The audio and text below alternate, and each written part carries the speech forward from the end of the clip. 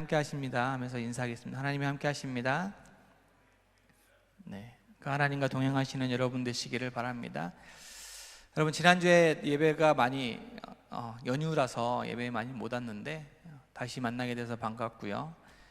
우리 예배를 잘 지키는 그런 청년들 되시기를 바랍니다. 우리가 예배 시작하기 전에 5분 전에 기도하면 시작합니다. 모르셨죠? 늦게 오시는 분들은 모르시는데 예배를, 올바른 예배를 드리고자 우리가 약속하고 5분 일찍 예배 오자 운동을 펼치고 있어요. 저 혼자 펼치고 있습니다. 여러분들에게 여러분들의 온전한 예배를 드릴 수 있도록 돕겠습니다. 오늘 예레미야 말씀인데요, 지지난주까지 팔복에 대해서 우리가 나누고 있었어요. 가난한 자는, 심령이 가난한 자는 복이 있나니 라고 나눴고, 애통하는 자는 복이 있나니, 그리고 지지난주에 뭐였죠? 무슨 자가 복이 있어요? 온유한 자는 복이 있나니. 까먹었어요. 그때 예배에 참 은혜를 많이 받으시더라고요. 설교가 없이 영상으로만 예배를 드렸더니 다들 기뻐가지고 눈물을 흘리면서 예배를 드리시더라고요. 오늘은 영상이 없습니다. 그런데 제가 팔복에 대해서 계속 이어가려고 하다가, 오늘이 무슨 주일이죠? 어버이 주일. 그래서 이 어버이 주일에 의에 줄이고 목마른 복이 있나니 하려고 하다 보니까 조금 안 맞는 것 같아서 오늘은 어버이 주일에 좀 초점을 맞춰서 말씀을 좀 준비를 했습니다. 예레미야 31장의 말씀은요, 이 주제가 있는데, 이 예레미야 31장의 주제를 한마디로, 한 단어로 이야기하자 하면 회복이라고 하는 말이에요. 회복. 그래서 이 예레미야라고 하는 이 선지자는 남유다 이스라엘의 멸망을 앞두고 예언한 예언자입니다. 그래서 여러분, 성경을 좀 읽으신 분들은 이 예레미야서가 얼마나 우울하고 눈물이 많고 그런 말씀인지 알게 될 거예요. 그래서 이 사랑하는 나라, 자신이 사랑하는 그 나라가 이제 멸망을 앞두고 있기 때문에 이 예레미야는 눈물을 흘리면서 예언을 합니다. 그래서 이제 이 예레미야의 이 별명이 있는데 눈물의 선지자라는 별명을 가지고 있어요. 눈물을 흘리며 눈물이 가득한 그런 예언자라는 거죠. 그런 그가 멸망만을 예언하는 것이 아니라는 게 오늘 말씀에 보면 나와 있습니다. 늘 구름이하고 멸망할 거야, 심판받을 거야, 돌아서 해야 돼, 이런 말씀만 전한 게 아니라 오늘 31장에 보니까 하나님이 그런 멸망으로 향하는 그런 이스라엘 백성들에게 멸망할 거야 라고만 이야기하지 않고 회복에 대해서 이야기하고 계신다는 거예요. 그래서 하나님의 징벌의 때가 끝나고 하나님의 때가 왔을 때에 하나님은 반드시 그 사랑하는 이스라엘 백성들을 영원한 사랑으로, 자신의 그 사랑함으로 회복시켜 줄 것을 말씀하고 있습니다. 그래서 오늘 9절, 오늘 읽진 않았지만 앞에 9절의 말씀에 보니까 이런 말씀이 있습니다. 함께 읽겠습니다. 그들이 울며 돌아오리니 나의 인도함을 받고 간구할 때에 내가 그들을 넘어지지 아니하고 물 있는 계곡의 곧은 길로 가게 하리라. 나는 이스라엘의 아버지요 에브라임은 나의 장자니라 라고 말씀하고 있어요. 그래서 회복하게 될 것을 이야기합니다. 포로에서 돌아오게 될 것을, 인도함을 받고 다시 돌아오게 될 것을 이야기하고 있어요. 다시 회복하니까 그 감격에 눈물을 흘리면서 돌아오는 이스라엘 백성들에 대해서 이야기합니다. 그리고 오늘 함께 읽은 11절, 12절, 13절에 보면은 이 이스라엘 백성들이 회복하게 되는데 어떠한 부분들이 회복되는지에 대해서 이야기하고 있습니다. 12절에 보니까요, 곡식, 또 새 포도주, 기름, 어린 양의 때와 소의 때 등등으로 회복하신다라고 했어요. 바벨론의 멸망에 의해서, 바벨론으로부터 멸망해서 자기의 재산을 다 빼앗기고 아무것도 없이 포로로 잡혀갔는데 하나님이 그들이 살 것, 그들이 충분하게 살아갈 수 있는 기본적인 의식주를 회복시킨다라는 거예요. 먹을 곡식, 마실 음료, 또 기름, 어린 양, 소를 얻겠다라고, 가장 기본적인 생활권이 보장된다라고, 회복하겠다라고 주십니다. 그 뒤에 보니까 그의 심령은 물된 동산 같겠고, 물질적으로만 회복되는 것이 아니라 영적으로 심령의 영적인 갈증함이 그동안 하나님이 없이 살아갔던 이스라엘 백성들, 하나님이 없는 것처럼 여겨서 살아왔던 그 이스라엘 백성들이 영적인 갈증이 회복된다는 거예요. 심령이 물된 동산 같다는 거예요. 이스라엘 백성들이 살아가고 있는 그 땅이 어떤 땅인지 아시죠? 사막과 같은, 광야와 같은 그 땅인데 마치 물된 동산 같다라고 하는 것은요, 풍족한 영적인 갈급함이 사라지게 되는 그런 기쁨이 회복될 것이다 라고 말하는 거예요. 그래서 13절에 보니까 마지막 부분에 그들의 근심으로부터 기쁨을 얻게 될 것이다 라고 말씀하고 있습니다. 이런 회복이요, 여러분 안에 있기를 바랍니다. 여러분 안에 회복이 필요하잖아요. 여러분의 삶 가운데 회복이 많이 필요하죠. 어떤 회복이 필요합니까? 여러 가지 회복이 필요한데 물질적인 회복도 필요하고요, 영적인 갈증에 대한 회복이 필요하죠. 많이 필요한데 이런 갈증의 회복이 여러분 안에 있기를 바랍니다. 마치 물된 동산 같은 여러분의 근심이 기쁨으로 바뀌는 그런 회복함이 있기를 바라요. 그런데 이 회복이 어디서부터 시작되느냐? 여기 31장 1절에 보니까 1절에 이런 말씀이 있어요. 한번 읽겠습니다. 여호와의 말씀이니라 그때에 내가 이스라엘의 모든 종족의 하나님이 되고 그들은 내 백성이 되리라. 이런 회복이 쭉 있는데 이런 회복의 처음이 뭐냐면 하나님으로부터 시작된다라는 거예요. 하나님과 이스라엘 백성들 간의 관계가 회복된다라는 겁니다. 이스라엘 모든 종족의 하나님이 되겠다라고 말씀하시고 또 그들은 내 백성이 될 것이다 라고 말씀합니다. 9절 말씀에도 보니까 9절 하반부에 아까 읽었던 말씀에 보니까요, 나는 이스라엘의 아버지요 에브라임은 나의 장자다 라고 말씀하고 있어요. 그래서 하나님과 이스라엘 관계를 아버지와 아들에 비유하면서 그 관계가 회복될 것에 대해서 말씀하고 있는 겁니다. 저와 여러분이 회복을 원하시는데 여러분이 여러분의 삶 가운데 회복되기를 바랍니다. 우리 삶에서 회복되어야 할 것들이 너무 많아요.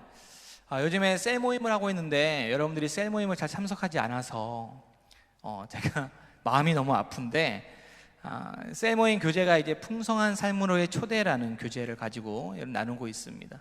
그래서 여러분들의 삶이 풍성해지기를 원하는 마음으로 저희가 이제 리더들과 함께 열심히 공부하면서 여러분들과 나누기를 원하는데 요즘에 셀 모임이 잘 안 된다고 리더들이 그래요.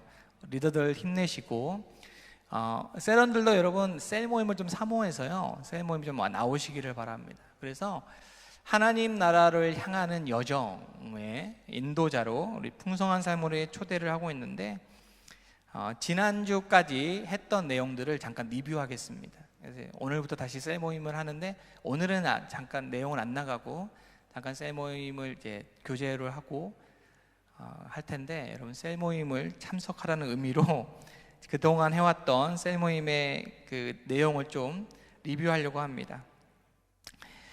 하나님이 만드신 세상 가운데 하나님이 회복시키기를 원하시는 여러 부분들이 있다라는 거예요. 이 세상이 많이 깨졌다라는 거죠. 제일 먼저 깨진 게 뭐냐면 자신과의 관계에서 깨졌다라는 거예요. 여러분 자신과의 관계가 어떤지를 한번 돌아보시기를 바랍니다. 내 자신을 그대로 수용하는 것을 힘들어하는 사람들이 너무나 많습니다. 그래서 끊임없이 다른 사람과 비교를 하면서 자신의 가치를 찾으려고 합니다. 많은 사람들은 이 열등의식과 우월의식 사이에서 왔다 갔다 해요. 이렇게 자신을 건강하게 사랑하지 못하니까 자기가 이루고 싶어하는 그 꿈, 그리고 건강하지 않는 그런 욕망을 쫓아서 살아가는 사람들이 많이 있습니다. 그래서 우리가 회복해야 할 것 중에 하나가 자신과의 관계예요. 내 자신을 어떻게 바라보고 있는가, 이 관계를 회복해야 돼요. 두 번째로 회복해야 될 게 있는데, 자신과의 관계가 온전하지 못하니까 나와의 관계가 깨져 있기 때문에 자연스럽게 내 옆에 있는 사람들과의 관계가 깨지게 된다는 거죠. 사람들 간의 사랑과 신뢰를 회복하지 못하게 되고 더 심각한 문제를 일으키곤 합니다.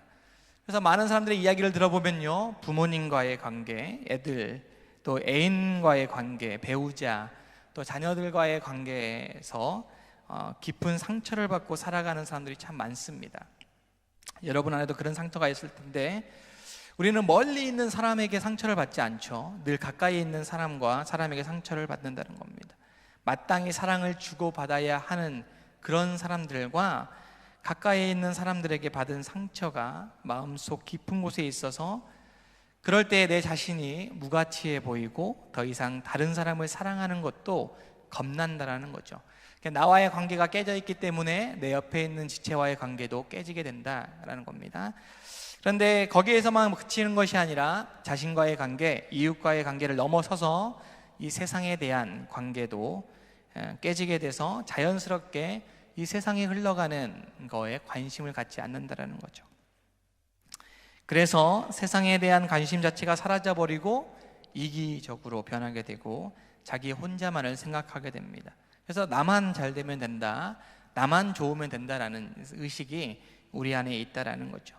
여러분, 매일매일 뉴스를 보면 이런 기사들 천지지 않습니까? 내 중심적인, 다른 사람들을 돌보지 아니하고 많은 관계가 깨져서 때로는 살인하게 되고 때로는 욱해서 폭행을 하게 되는 그런 기사들 천지이지 않습니까? 그래서 우리는 회복해야 될 것들이 많이 있다라는 거예요. 그런데 이런 모든 회복의 시작이, 내 자신과의 관계의 회복의 시작이, 이웃과의 관계의 회복의 시작이, 세상과의 관계의 회복의 시작이 하나님으로부터 있다라는 거예요. 하나님과의 관계를 회복하는 데서 시작된다는 거예요. 그래서 여러분, 하나님과의 관계를 회복하는 가장 중요한 시작이 예배예요. 그러니까 제가 여러분들에게 예배를 온전하게 드리자, 5분 먼저 와서 기도로 예배를 준비하자라고 이렇게 고함 지르는 겁니다. 여러분, 예배를 회복하셔야지 하나님과의 관계가 회복됩니다. 이런 하나님과의 관계가 회복될 때 그 하나님의 사랑을 받은 내가 가치 있게 보이는 거고, 다른 사람도 그 하나님의 사랑을 받은 존재이기 때문에 다른 사람들이 가치 있게 보이게 되는 거고, 더 나아가 하나님의 사람들이 살아가는 이 세상이 가치 있게 보인다는 겁니다. 그래서 오늘 이 회복에 대해서 말씀하고 있는 이때에 오늘은 특별히 그 많은 관계 회복 중에서 우리가 하나님의 관계를 회복함으로부터 시작할 수 있는 그 관계 중에, 회복할 수 있는 관계 중에 어버이 주일이기 때문에 어버이, 이 시대를 살아가는 어른들과의 관계, 여러분 청년들과 이 시대를 살아가고 있는 우리 어른들과 어르신들과의 관계가 어떠해야 되는지를 좀 나눠보려고 하는 거예요. 그래서 오늘 31장 13절의 말씀을 다시 한번 읽을 텐데, 31장 13절이에요. 다시 한번 읽겠습니다. 그때에 처녀는 춤추며 즐거워하겠고, 여기부터 시작. 청년과 노인은 함께 즐거워하리니.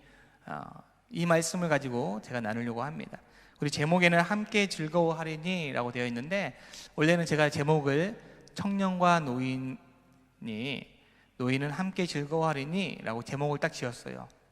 그랬더니 서정호 목사님이 이거 뭐 제목에 말씀 다 들어가 있네 이래가지고 청년과 노인은 빼고 그럼 함께 즐거워하리니 라고만 했습니다.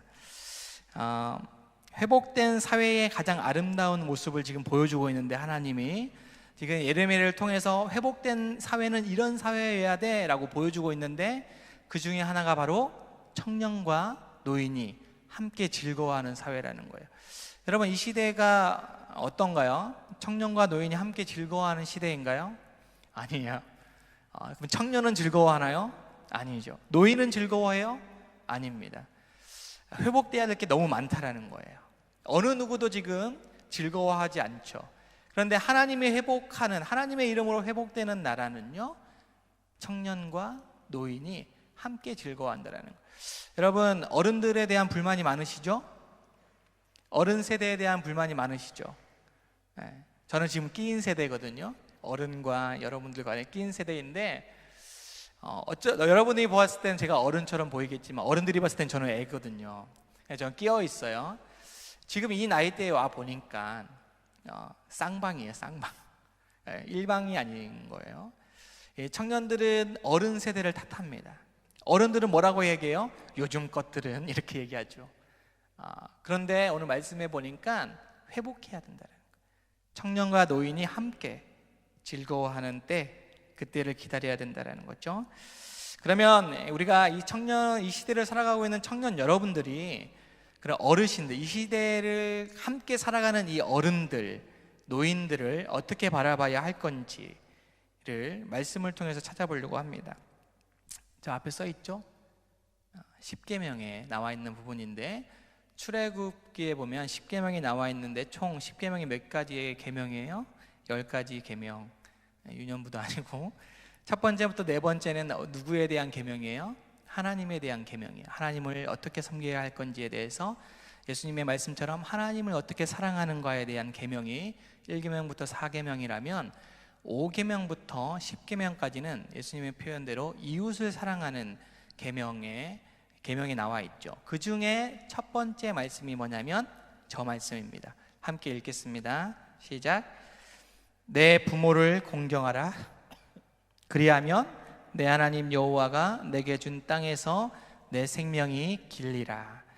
이 말씀을 바울이 그대로 가지고 와서요, 에베소서 6장 1절부터 3절에 보니까 자녀들아 주 안에서 너희 부모에게 순종하라. 이것이 옳으니라. 내 아버지와 어머니를 공경하라. 이것이 약속 있는 첫 계명이니 이로써 내가 잘되고 땅에서 장수하리라 라고 말씀하고 있어요.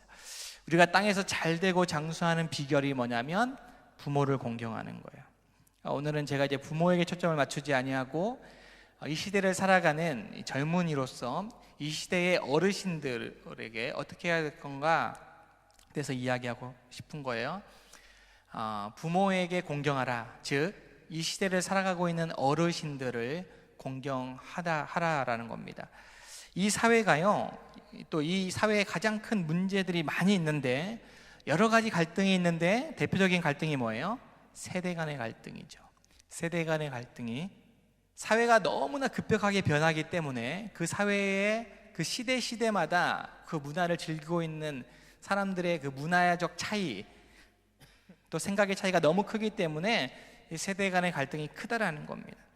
연세가 많은 분들은 젊은 세대가 경박하다라고 하고, 젊은 세대는 노인들의 의견이 낡은 것이다라고 무시하는 경우가 많다는 겁니다. 노인이 가지고 있는 소외감도요, 큰 사회적 문제가 되고 있습니다. 이런 이 시대를 살아가고 있는 우리도 이런 문제가 있는데 이스라엘도 이런 문제가 심각했다라는 거예요. 그래서 오늘 말씀에 예레미야가 회복된 이스라엘에 대해서 청년과 노인이 함께 즐거워하게 될 것이다, 그런 나라가 될 것이다 라고 말하고 있는 겁니다.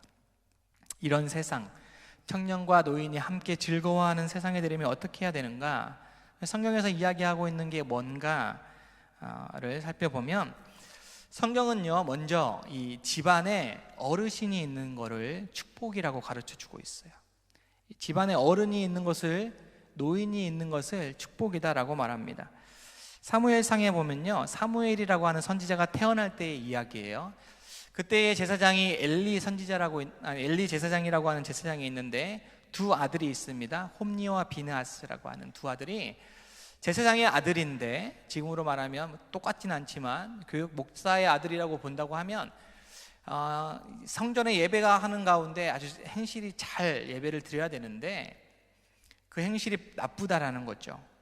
그래서 제사를 드리러 온 사람들의 예물을 빼앗습니다. 여러분들이 헌금을 드리려고 딱 오는데 목사 아들이 막 빼앗는 거예요. 그렇다고 생각해 보십시오. 이거 나한테 쓸 거야 그러고, 그 제물을, 고기를 딱 드렸는데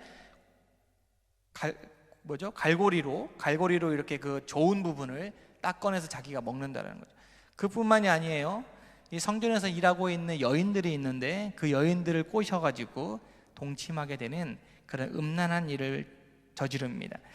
그래서 하나님의 사람이 엘리에게 와서요, 그 집안에 저주를 선포하는데 그 저주가 바로 사무엘상 2장 31절 32절이에요. 우리 한번 읽어보도록 하겠습니다.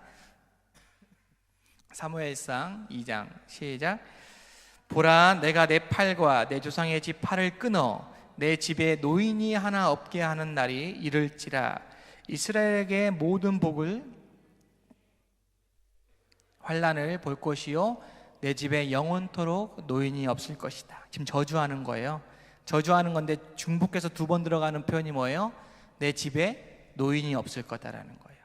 이만큼 집안에 어른이 있다라는 것은 복이라는 겁니다. 노인이 있다라는 건 복이에요.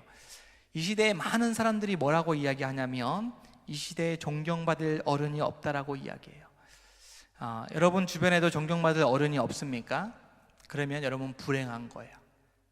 그게 저주라고 이야기하는 겁니다. 특히 신앙의 어른이 없다라고 하는 것은, 신앙의 본을 보이는 어른이 없다라고 하는 건요, 우리에게 불행한 겁니다. 이 시대에 우리 기독교가 이렇게 사회 가운데 많은 지탄을 받고 있는 것은, 어쩌면 우리 기독교 안에 그런 어르신이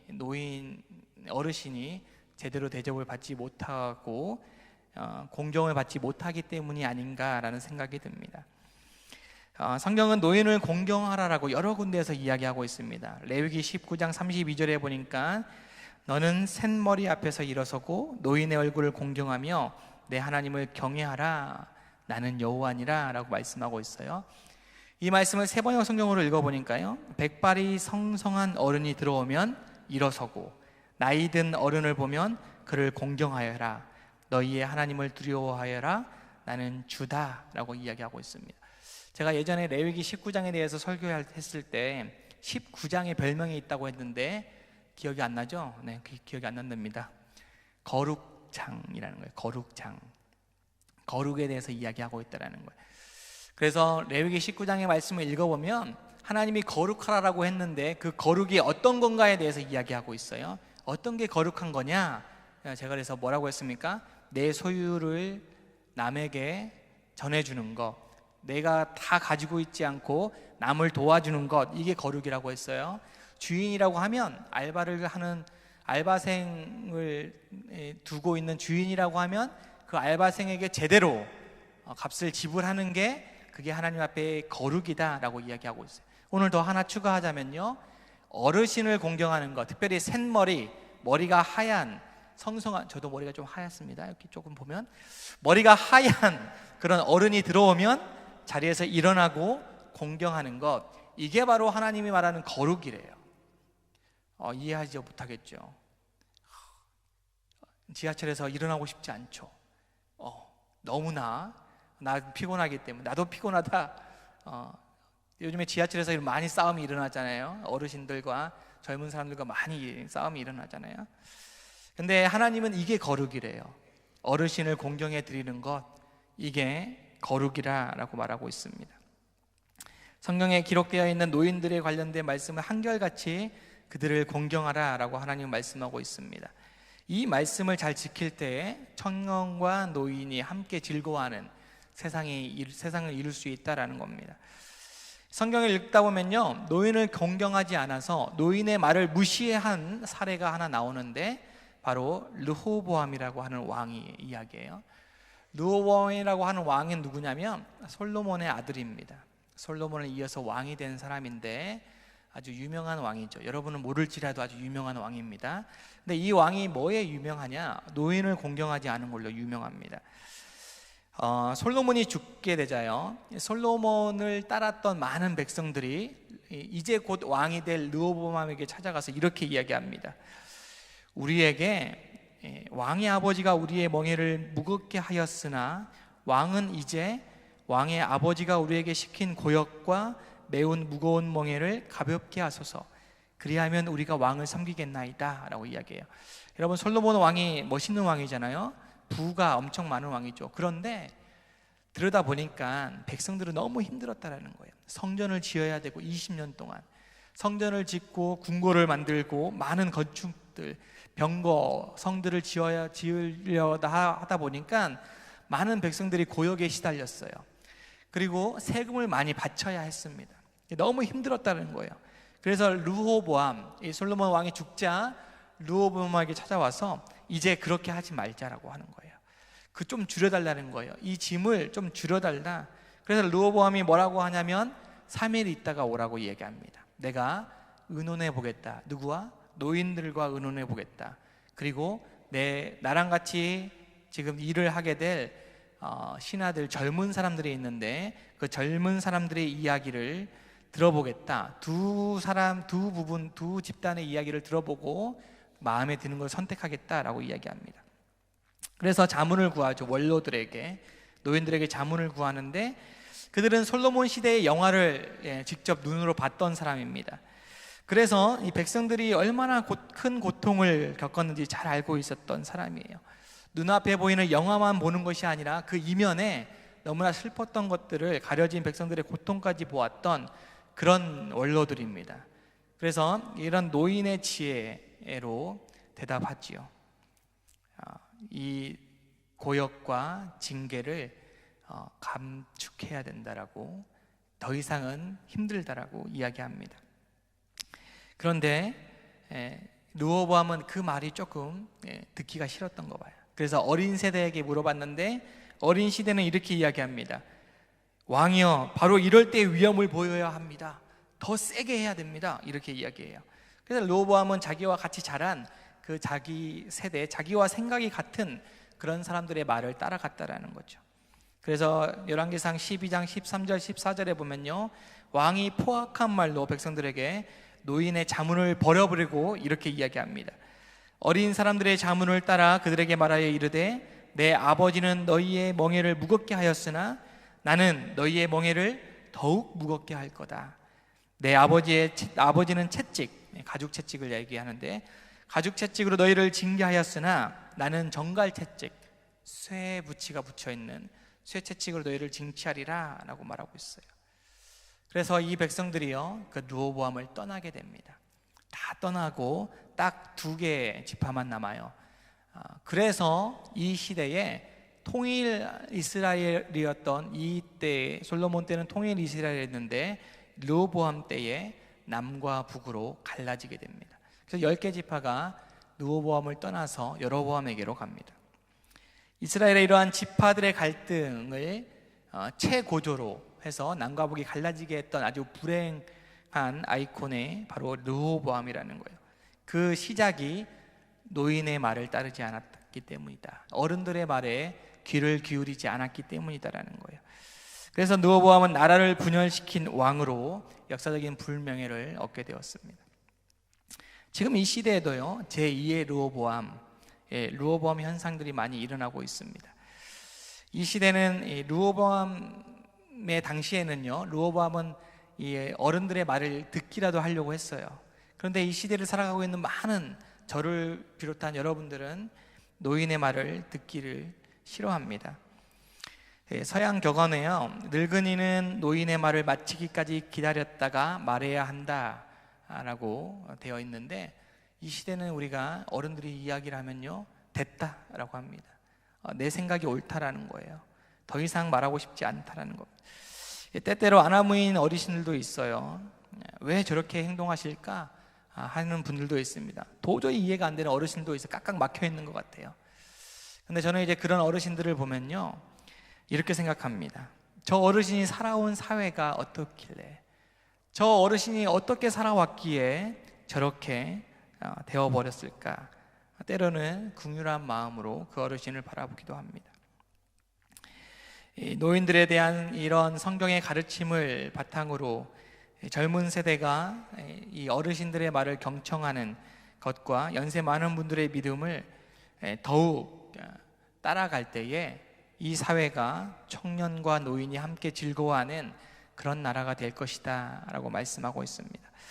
여러분, 이제 평균 수명이 점점 높아져서요, 점점 고령화 시대가 되지 않습니까? 여러분들도 곧 그 고령화 시대의 한 일원이 됩니다. 축하합니다. 여러분들도 곧 노인이 돼요. 나는 노인이 되지 않을 거다, 나는 저런 분들의 생각과 다르다라고 생각할지 모르겠지만요, 여러분 순식간이에요. 여러분도 어느 순간 저 노인의 시대의, 고령화 시대의 한 일원이 되고 말 것입니다. 저는 학교에서 수업을 들을 때요, 젊은 교수님들이 수업을 잘 하시잖아요. 아주 힘있게 하시잖아요. 그런데 그런 교수님들의 수업보다는요, 나이 드신 분들의 수업이 훨씬 더 감동이었습니다. 그래서 그분들의 수업을 들으면요, 저분들이 있었기 때문에 한국 교회 신학이 발전했구나라는 생각이 들었었어요. 젊으신 분들은 의욕이 앞서서요, 팀플 시키고요, 과제를 많이 시키고 우리를 너무나 힘들게 하는데, 우리 어르신들은 아주 그냥 초월하셔가지고, 신학에 초월하셔서 그 안에 있는 지혜를 이야기하시는데 너무나 감동적인 그런 수업들을 많이 들었습니다. 여기 가까이에 있는 영등포 교회에 방지일 목사님이라고 하는 분이 계셨어요. 2014년도에 104세로 돌아가셨는데, 그분이 가끔 학교에 와서 설교를 하셨는데, 젊은 교수님들은요 페이퍼 종이를 이렇게 막 7장 8장 가지고 와서 설교를 하시거든요. 저도 이렇게 막 태블릿에 넣고 설교를 하는데, 그분은요 설교를 할 때 딱 A4 용지 한 장 가지고 딱 옵니다. A4 용지에 몇 자에 딱 적으셨어요. 근데 103세 때 오셔가지고 설교를 하셨는데, 부축을 받고 딱 서셨는데 별 내용이 없습니다. 설교 내용이 별 내용이 없어요. 결론은 이거예요. 전도사님들 예수님 잘 믿으세요. 청년 여러분, 예수님 잘 믿으세요. 제가 지금 이야기한 거랑 똑같습니다. 문장이 틀리지가 없어요. 틀린 게 하나도 없습니다. 여러분 예수님 잘 믿으셔야 돼요. 근데 그분이 103세 되신 그분이 여러분 예수님 잘 믿으셔야 됩니다, 이렇게 이야기하니까 그 똑같은 말인데도 그분이 하는 오는 그 감동의 쓰나미라는 건요, 정말 한 세기를 사신 거 아니에요. 한 세기를 사시면서 거의 유언처럼 하시는 말씀이 예수님 잘 믿어야 된다는 거예요. 파란 전도사들 앞에서 이야기하는데 그 감동은 지금도 잊을 수가 없습니다.